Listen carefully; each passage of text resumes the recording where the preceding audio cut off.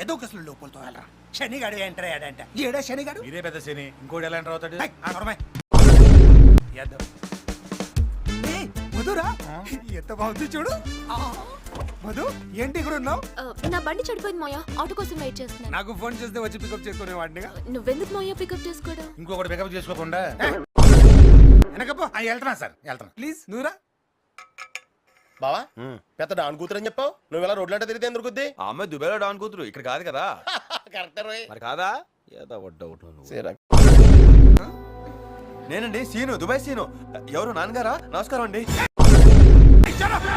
అదేంటి Madhu uncle serious అవుతున్నారు? ఇప్పుడు నేను ఏమన్నానని? నాన్నగారు అన్నందుకు ఫీల్ అయ్యారు. నాన్నగారు కాదు, మా మామయ్య గారు. నాకెందుకో మధు గారి మీద డౌట్ వస్తుంది సార్. వాడిని ప్రేమిస్తుందనా? మిమ్మల్ని ప్రేమించలేదని. తీసుకురా బాబు బుజ్జి, మా సార్ పిలుస్తారు. ఏంటంటే పిలిచేది గొట్టంగాడు?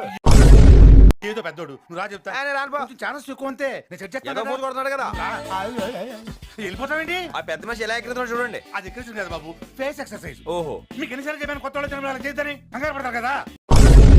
మా బాబు గారు లవ్ చేస్తున్నారు. ఆడవాడు ఈడే ఈయనే. ఎక్కడికి వెళ్తున్నాం బావ ఇప్పుడు? చెప్తాను పదరా.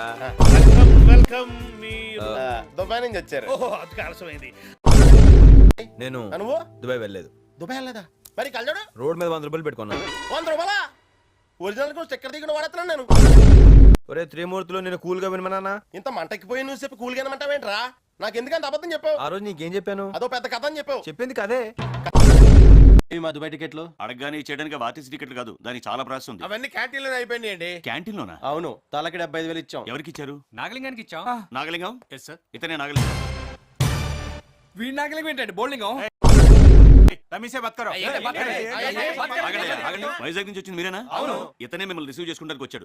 మీరు అక్కడ లేకపోతే తిరిగి వచ్చేసాడు. మరి మమ్మల్ని రిసీవ్ చేసుకోవడానికి వచ్చింది ఎవరండి? అది మాకేం తెలుసండి. అలా అంటారేంటండి? మన డబ్బులు ఇచ్చేసాం. ఎవరో తెలుసుకోకుండా ఎలా ఇచ్చారండి?